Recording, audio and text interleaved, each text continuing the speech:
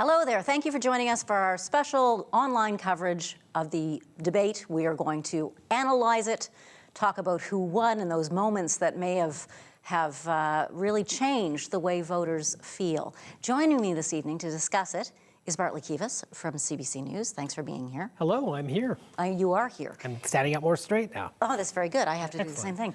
Ian Froese will join us soon and sit over there. But right now he's downstairs where the debate was held, and he's going to be scurrying upstairs to join us. Scurrying upstairs on his very long legs. So Bartley and I have been sitting here, like you, watching the debate. What's your first impression, first thing that you want to say? Well, obvious, and I think this would have been apparent to anybody watching this debate, is that both Heather Stephenson and Dougald Lamont decided to go after Wab Kinew. It's clear that Kinew and the NDP are now the perceived frontrunners or the actual frontrunners in this one, given that we saw the Angus Reid Institute poll and the Probe Research poll over the last couple of days, both place the NDP with leads. So a lot of questions given to Wab Kinew about his plans or lack thereof, and less attention placed on Stephenson and on Dougald Lamont. Obviously, Wab Kinew asked some questions of Heather Stephenson, and one key moment. This was, to me, the most fascinating tactical moment. Perhaps not the greatest moment of import for this debate, for this election, but when Heather Stephenson had the chance to ask a question of Kinew, she decided to ask it of Lamont when she was asking about the Ailson endorsement, the phony endorsement, and she asked it of Lamont. So Lamont answered. Kinew did not have the opportunity to respond. That was really a very good tactical move. It was a tactical move, absolutely. And what she's talking about, of course, Doug Ailson saying that the NDP coming out and saying that this emergency room doctor endorsed his plan, yes, which he did not. And he was a former Liberal MP, and Wab Kinew had said that had described it as an endorsement, when in reality the tweet simply said that he agreed or he stated that the closure of ERs was the wrong idea. When Kinew finally had a chance to address this in this debate, and before earlier in this election when he's had a chance to address that, Kinew has, he sidestepped that question by simply stating that Ailson agreed. Well, what do you think about, we'll be talking more about the performance of everyone. By the way, Ian Froese is sneaking in the room right now, so we'll there be we are soon. Sneaking in very Sneaking carefully. in the room, yes. But he, what do you think about how Wab Kinew didn't actually answer a lot of the questions he was asked? He didn't answer, but quite frankly, not a lot of questions were said at Lamont as well. Neither Kinew nor Stephenson answer questions. In the modern debating tactic is you nominally answer, and then you just speak about the things that are in your platform, and you talk about your talking points. And they're all quite masterful at that. I mean, politicians at every level of government. We see it at the civic level, we see it at the provincial level, we see it at the federal level. They're going to talk about what they want to talk about. Nowhere in this hour was anyone ever to really get anybody off their game or get inside their head or get them off their talking points.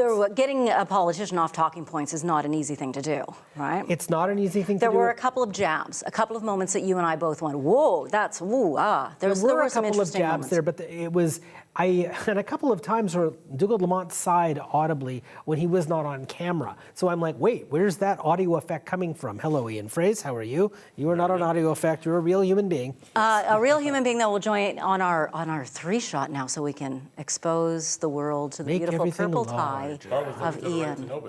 I am looking to the right. I'm looking to the right at you. I have a question. Yes. You were in the room. What was it like? What was the tension level? I mean, everyone was there kind of 10 minutes early, pretty quiet. Everyone was sort of going over their notes, sort of assessing things. Once we got into it, and you were just alluding to it, Bart, you could hear Dougald Lamont a few times with some audible sighs. Some disagreements over someone getting too much time. I think you've heard that a few times. So there was there was tension in the room undoubtedly as the debate was getting going. Getting going. And who else was in the room with these leaders? Who are the people we didn't see? Yeah, you don't have to name them all, but how many folks were there? Camera people. There was like 5, 6, 7, 8 people. Yeah, like handlers for the leaders. Oh no, those folks were out of the room. Well, they were. Signals. Yeah. No handlers, no people there prompting or whatever. No. Okay, so your overall impression? I mean, I was struck by how much Wab Kinew was attacked sort of throughout the entire debate. This is the first thing we mentioned right before you came in here. But what, is that a surprise? Because he is the he is the leader in the polls, according Yeah, to I guess ultimately not a surprise for that. And understandably, you guys touched on that same point there. The polls show he is the leader, so they're going to go after him. And again, something else you might have mentioned as well was, Heather Stephenson giving her questions, or 2 questions to Dougal Lamont, softballs effectively. But about the NDP, so that Canoe had no opportunity to respond or combat them. To me, I wrote down some notes here about things that struck me out of here. Early on, Lamont, I feel like his best jab was how can we trust, I'll stop swinging back and forth for a second. How can we trust you, talking to Canoe, when you change your plans? Of course, Canoe didn't answer that question. That was effective. And then the early Canoe strategy of mentioning what Stephenson said in response to his question in the legislature about Crystal Mousseau. That was an effective moment. That was a dramatic moment where he managed, I'm sorry, Bartley, where he managed to bring up a moment that I think we've heard from different polls have touched on this. It was a moment that struck voters as one that then Premier Stephenson did not handle well. And she was a new premier, and she clearly was told, or appears to be told, I do not know what is in her head, and I can't purport to, talk about yourself, talk about your family more, and she was on that message track when she spoke about her son in the hockey game. And then he asked her about that tragedy, and Stephenson apologized for Mousseau, and then came back with, well, I apologize, which is more than I can say for their wrongs for the past, referring to Lamont and Canoe.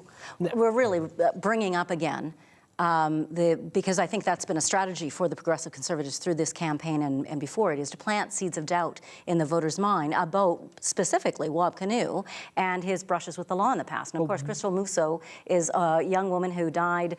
She had COVID-19, and because our hospitals were overloaded, she was being transferred out of province when something went terribly wrong during that air transfer, and she died. But what were the wrongs for the past of Mr. Lamont she might have been referring to? I'm scratching my head. Did she just throw Lamont in there to make it less? No, what I wrote down that she actually said was, which is more than I can say, I apologized. I made a mistake.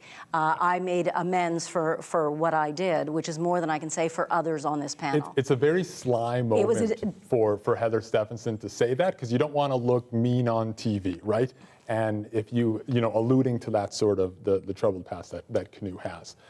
You don't want to look mean on TV, so you don't want to spell it out, but when you just show that little comment there, wrongs of the past, people are going to pick up on that. Some, not all. It's just an effort to remind people that things have not always been. Yeah, I was just scrolling desperately through through a transcript that's been sent to me, but I didn't find it immediately.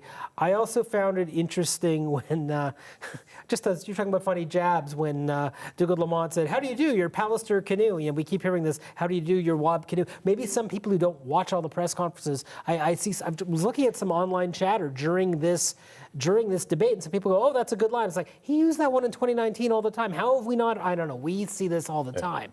Well, I've gone to enough NDP announcements now where there's a chuckle. Someone chuckles. So it is new to some people each time. Well, just the line, how do you do? I'm Wab Canoe. How often does Wab Canoe say that, Ian? Every time. Every announcement during the election campaign. And for the NDP, their election campaign started in August, sort of. They've been out pretty well every day. How effective do you think Dougal Lamont's attacks on property taxes, on the NDP saying that we will continue those property tax rebates, that school levy rebates, rather, I should say, that the large property owners, rich people, millionaires, billionaires they talk to, will continue to be handed out, although that will be by direct deposit instead of check? That's the only change the NDPs have said they'd go. He is alluding to something that was really a big NDP attack line for really 2 months. Like in the legislature, this came up all the time, the billionaires. He never, I think today was the first time he put a price tag on it. Like Wab Canoe said, it's going to cost around $5 million, which frankly isn't a whole lot in the grand scheme of things, but yet he continued to hammer home on that point. But that's only if they stop giving them to people who no longer live here, to out of province. Yeah, the out of province billionaires. It's a small portion of it. $5 million. Yeah. Was it effective? For Dougal Lamont to keep bringing that up. For Dougal Lamont, it does. It adds to his argument that Wab Canoe and the NDP is flip-flopping. So I think that's the benefit. Hence the name Pallister Canoe. I don't know how well it will stick. To me, the biggest hit on Canoe in this particular debate was when Stephenson asked about his long-term economic plan, and he couldn't actually articulate one.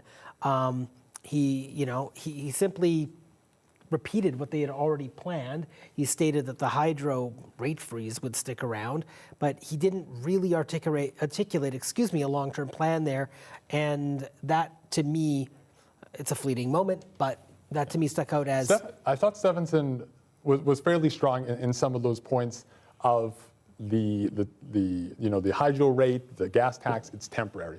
And Stephenson says it's, her stuff is permanent. We've heard that throughout the campaign. But just, there was a moment when, I think it was a follow-up from Jeff Keel from CTV, asking Canoe, so what happens afterwards? Or why can't you make the gas tax permanent? And Canoe said, because of the environment. And there were chuckles, not sure if you guys were able to hear that, from both Stephenson and Lamont. Again, trying to poke holes in the NDP's affordability And yet, plan. when Stephenson has been asked long-term about how her plans would be to make up for revenue shortfalls that will result from all of the tax cuts, and she responded with this, something we've heard if you follow the debates, this grow the economy line. I mean, we saw this in the civic election last year. Jenny Mokuluk had said this a bunch. Well, we're just going to grow the economy. Even the current mayor, Scott Gillingham, has talked about growing the economy to some degree to help cover things. Growing the economy in long term isn't a plan, it's kind of a hope. And that has been, it is fair for Lamont to cite that both the NDP's spending plan and the PC's tax cut plan, it's fair for him to say that these are uncosted. At the same time, I don't know how effective it is for him to continually cite a sort of left of center policy group as that. I don't know how, quoting statistics from a think tank doesn't necessarily resonate with viewers. The Canadian Centre for Policy Alternatives always comes out with very socially progressive, very left-wing And they did say policy the ideas. Liberals were a better or more fiscally responsible party than the other two parties this time. Is it possible, the NDP are saying this, from the economists and business people you've spoken with, for a government to balance a budget in a single mandate in 4 years? I mean, we are on that track, and I don't know where that deficit is right They could now. have balanced the budget this year if they did not give away the money in those checks. But the budget would be promising to balanced get, now. but also promising to keep giving away those checks, and also to recruit the 300 healthcare workers that we're still not sure where those people are going to come from, where physically the healthcare workers the NDP wants to bring in will be, while making those expenditures effectively, right? How realistic does that seem? Again, it's a tough question, right? I mean, we have the Tories saying economic growth is going to be it, but they're planning to balance the budget within 2 years, and once all these Tory tax cuts come into effect, it's about $1 billion. It's going to take 4 years. I don't feel It's like tough. rigid fiscal responsibility is necessarily a strength of either of those parties in terms, and I believe that's why I stated earlier that Lamont has some credibility in making that statement. I want to bring up something else here that I noted, and that simply the way they were delivering their messages. And this seems facile, perhaps, maybe in this day and age where we complain our politicians are too fake, too practiced, too polished, but at that end, those final statements, Stephenson, she's been a premier for a year and a half, she's reading off her notes, she's looking down, people online going, she's appealing to her shoes, yet Canoe staring out at the camera. Now, he'll just turn and stare at the camera all the time, even during press conferences. We're kind of wondering, who is he talking to? Is he talking to us? He's talking to the people at home. He's a former reporter who knows how to play the media. He knows how to talk to the camera. He knows how to ad-lib. He's a gifted performer, and that showed tonight. Very different strategy that way. Although he wasn't a gifted performer in terms of being loosey-goosey, firing shots. True. We didn't really hear anything. Ian, do you? Yeah, I think actually, if I'm remembering correctly, in 2019, Mr. Canoe would interrupt Mr. Palliser, and that's actually a noted point this time around, is that he kind of did take a step back. That does perhaps give off the premier-like sort of aura that you want if you are fighting for this job. If he were to interrupt Mr. Palliser, as he had with Mr. Palliser in the past, that would harken back to sort of the idea that he might be aggressive. Is that what you're saying? There are certain things Wab Canoe does not want people to think, that he is someone who has a temper, that he is someone who could be aggressive. These are things that the PCs have tried in the past to play up as reasons you shouldn't like him. Speaking of things Wapkinew did not want, Stephenson surprised me when she went early on the landfill question. Yeah. That was her first question, and the PCs intend to use this and are using it as a wedge issue. It would be fair for to describe it as such. Absolutely. Like there's a television commercial on it. Like, again, this is a controversial issue, but when she's bringing it up on her own, it suggests the party has the polling to suggest that people or are that on their they side. want to say this at the doorstep to say, oh, perhaps they're saying, oh, vote for the NDP. Wapkinew will spend a pile of money on this search, and maybe it's all about money. One thing and the other thing is the absence. Something Kinew didn't say. What I was surprised is when he blamed our crime problem on drugs and addictions. Well, crime, drugs, addictions. Crime is also, as we all know, a determinant of it is poverty. A determinant of it is institutional racism. We have a person who could be the first First Nations Premier of Manitoba, when asked to talk about crime, did not mention institutional racism at all.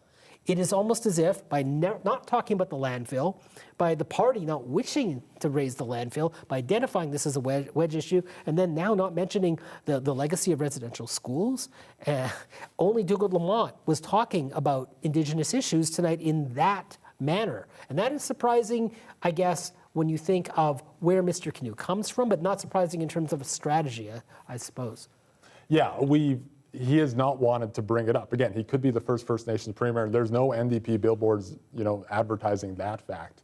Not since his speech has he brought it up, the famous speech earlier in the election. Yeah. I mean, he said, I think we asked about a week ago, about racism, and he's just like, I'm not here to be a First Nations Premier. I'm here to be a Premier for all Manitobans. It's not an issue he wants to get into too much. Okay. We have 3 minutes left, gentlemen, I'm being told. And I tend to, talk too much. Ian, is there anything else you wanted to bring up? Again, apologies if you touched on this earlier. Again, I wrote for it. Don't apologize. Stop being really Canadian. detailed notes. Stephenson saying stay tuned on when asked about a PST cut, and said that could be something that we'll do down the road. She put stay tuned. Stay tuned's a language we've heard from her before. Stay tuned if she's elected. That's Stay how tuned I if took she's that. elected, yes, but also... She said not right now, but stay tuned. Not right now, but even opening the door to it, I thought was quite interesting. Remember, Pallister always wanted to be equal, at least with Saskatchewan, Yes. in terms of the tax regime. Well, that would help with encouraging 2 million people to be our final population, right? Yeah.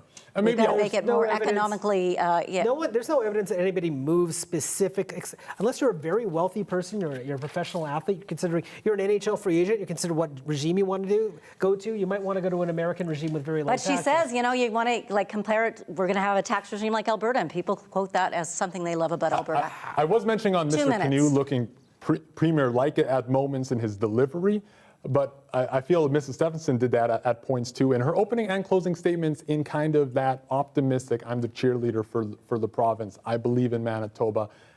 That could play well. It is a shame that she wasn't able to look in the camera, for her supporters at the end in those final statements. Speaking of final statements. Bartley. Yeah, it's ultimately no knockout punches. Oh, I'll do this. I'll look straight into the camera. Come on, give me a close-up. Oh, That's not me, Ian. not me. That's There we go. Ian. There we go. That's Ian. I honestly think that there were no knockout punches here. Everyone wants to know, is there a knockout moment? The Alberta election, the NDP was out ahead, and then a couple of weeks later, the UCP wins, and a debate had a lot to do with it. This was not that debate, in my opinion. Ian? Yeah, I mean, all three had good moments, and they have things to show for it. Does it change the course of the election? Probably not. So the big surprise for you, Ian, was the fact that Stephenson brought up the landfill search first. Yeah, Any other big surprises? And frankly, Stephenson's sort of, softball questions to Lamont too, in an attempt to. That's just good attack. strategy. It's That's good just- strategy. It's good strategy. But Kinew it can't worked. interrupt. He can't say anything. She gets to get another person to attack Kinew. It's just smart. Yeah. There you go. It's just smart. So was there a winner, guys? Ooh. Not in my opinion, no. No. I don't know if Mr. Lamont did anything to raise his third-tier status, but I don't think there's a big winner or a big loser. I think to me, I would feel like it's a kind of a status quo situation. I mean, for the NDP, they talk about healthcare all the time, every day of the campaign. Here, it was only a third of the debate, right? So You know, they're perhaps, you know, the PCs have some strengths in affordability, and they were able to show that. Again, I think I'm with you, Bart. No real knockout punches here. Ian Froese, Bartley Kives, thank you for joining us for this more than analysis welcome. tonight. Thank you for joining us as well. We'll see you tomorrow night at 6. And of course, we've got your next local newscast coming up at 11 on CBC Television. See you later.